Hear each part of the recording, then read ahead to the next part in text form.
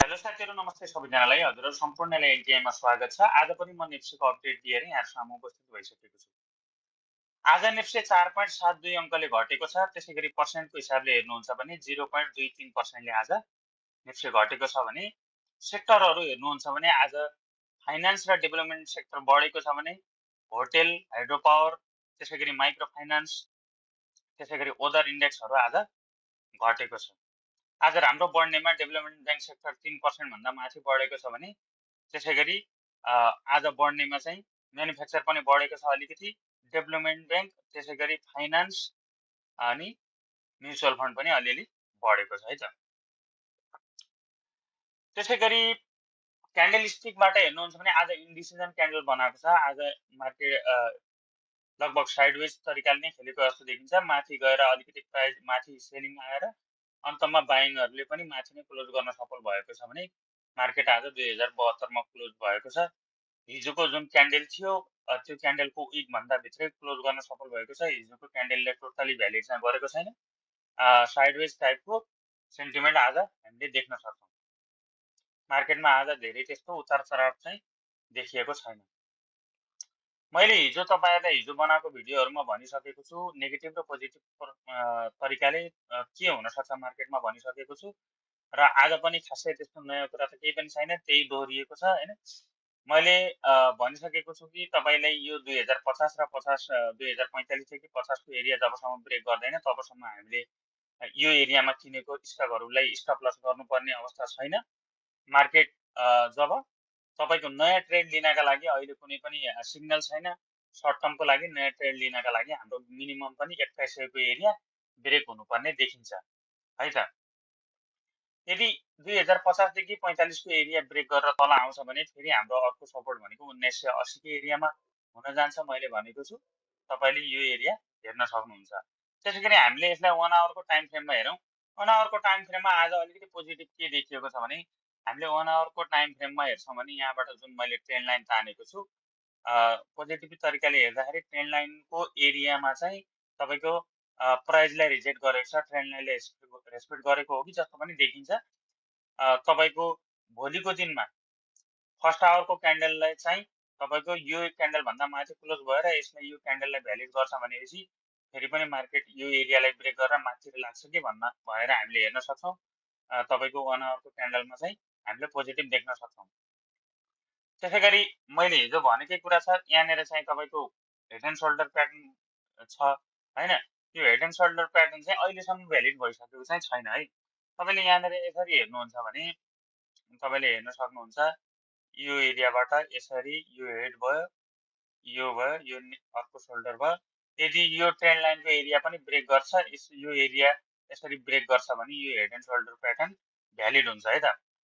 यदि यो head and shoulder pattern चाहिँ भ्यालिड भयो भने तपाईको मार्केट अझै पनि तल आउन सक्ने र मैले हिजो भनिसकेको छु 1980 को लेभलसम्म मार्केट फेरि पनि आउन सक्ने देखिन्छ। अहिलेसम्म चाहिँ भ्यालिड भएको छैन है। यदि यही ट्रेन्ड लाइनले रेस्पेक्ट गरेर भोलिको दिनमा मार्केट माथि नै बसेर तपाईको यो क्यान्डल भन्दा माथि नै बसेर 2100 लाई पनि सजिलै 2100 को एरियामा पुग्छ अथवा त्यसले ब्रेक गर्छ भने हामीलाई नयाँ ट्रेडको लागि पनि अपर्च्युनिटी हुन्छ र हामीले 2200 देखि 2278 को टार्गेटसम्म राखेर नयाँ ट्रेड लिन पनि सक्छौं। र हिजो अस्ति जसले बाइ गर्नु भएको छ त्यसलाई चाहिँ अहिलेसम्म चाहिँ होल्ड नै छ, त्यस्तो नेगेटिभ सिग्नल देखाइसकेको छैन। यदि तपाईले कुन बेलामा चाहिँ स्टप लस गर्न सकिन्छ भने तपाईले हेर्न सक्नुहुन्छ 1 आवरको चार्टमा गएर 1 आवरको चार्ट लाउनु होला।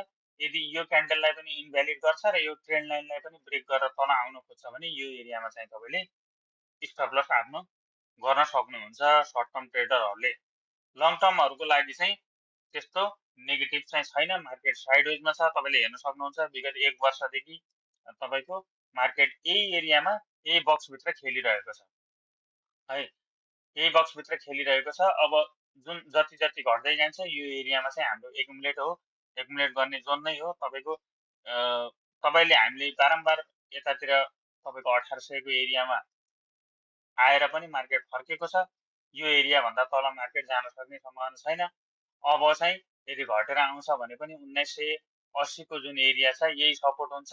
यो एरिया भन्दा मार्केट आउन सक्ने चान्स एकदमै तल कम छ। सकेसम्म मार्केट 2050 को लेभल पनि तल क्रस नगरिकन यही एरियामा साइडवेज खेल्दै माथि ब्रेकआउट हुन्छ अथवा 2200 को एरिया ब्रेकआउट हुन्छ भन्न हामीले सकिन्छ है त। त्यसै गरी बोलिङ्गर ब्यान्डबाट हेरौँ। बोलिङ्गर ब्यान्डबाट चाहिँ आजको दिनमा चाहिँ बोलिङ्गर ब्यान्डको मिडल ब्यान्डभन्दा तल क्लोज भएको छ। क्लोज भयो भने तर साइडवेज एरियामा देखिएको छ। यो क्यान्डललाई टोटली इन्भ्यालिड चाहिँ गरेको छैन। बोलिङ्गर ब्यान्डबाट हेर्नुहुन्छ भने अलिकति नेगेटिभ हुनसक्छ। यदि अब घटेर आउँछ भने मार्केट फेरि तल क्लोज भएको छ। यदि यसलाई नै भ्यालिड गर्छ र घटेर आउँछ भने फेरि पनि 1900 2000 को लेभलमा बोलिङ्गर ब्यान्डको लोअर ब्यान्ड छ, त्यो एरियामा आउँछ कि भन्न सकिन्छ। होइन भने यही एरिया बोलिङ्गर ब्यान्डको मिडल ब्यान्डकै एरियामा तल माथि गर्दै यो एरियामा पनि तपाईँको ऊ भएको थियो होइन, तपाईँको ब्रेक गरेको थियो, तर रिसेन्टली भित्र क्यान्डल बनाएर साइडवेज बस्न खोज्यो। नत्र भने यही एरियामा साइडवेज खेलेर तपाईँको बोलिङ्गर ब्यान्ड खुम्चिँदै गएर यदि माथितिर ब्रेकआउट हुन्छ भने फेरि पनि हाम्रो मार्केट पोजिटिभ भयो भन्न सक्छौँ हामीले। त्यसपछि चाहिँ हाम्रो माथिकै टार्गेट एचिभ हुन सक्ने सम्भावना हुन्छ है त। त्यसै गरी एमएसिडीबाट हेर्दाखेरि एमएसिडीमा चाहिँ हिजोको दिनमा अलिकति हिस्टोग्राम नेगेटिभ एरियामा घटे जस्तो देखिएको थियो, तर आजको दिनमा पनि घटेको छैन, अझै हिस्टोग्राम नेगेटिभ एरियामा बढ्दो देखिएको छ। एमएसिडीबाट बियरिश क्रसओभर भ्यालिड नै छ। हामीले यसमा चाहिँ ट्रेडिङको लागि चाहिँ एमएसिडी अलिकति तपाईँको बुलिश क्रसओभरतिर हुन्छ भने अझै हाम्रो ट्रेडिङको लागि एमएसिडी हेरेर ट्रेड गर्ने मान्छेहरूको लागि चाहिँ अहिले बाई सिग्नल एमएसिडीबाट दिइसकेको छैन है त। बाई सिग्नल तपाईँको प्राइज एक्सनबाट पनि अलिकति 8100 को लेभल क्रस गर्छ र एमएसिडीमा पनि अलिकति बुलिश क्रसओभर टाइप हुन खोज्छ भने अनि मात्रै हाम्रो बाई सिग्नल हुन्छ एमएसिडीबाट। एमएसिडी अलिकति ल्यागिङ हुन्छ, तपाईँहरूले आफै बुझ्नु भएको छ होला।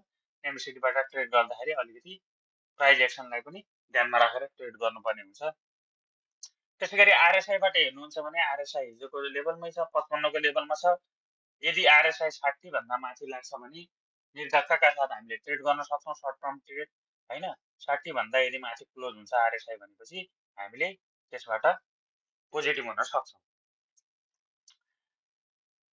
अब खासै नयाँ नौलो केही पनि छैन। मैले आजलाई यति नै राखेँ। हस्त साथीहरू धन्यवाद। च्यानललाई सब्सक्राइब गर्नु होला, भिडियोलाई लाइक गर्नु होला।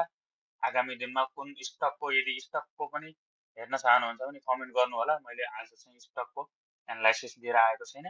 हस्त धन्यवाद, नमस्कार।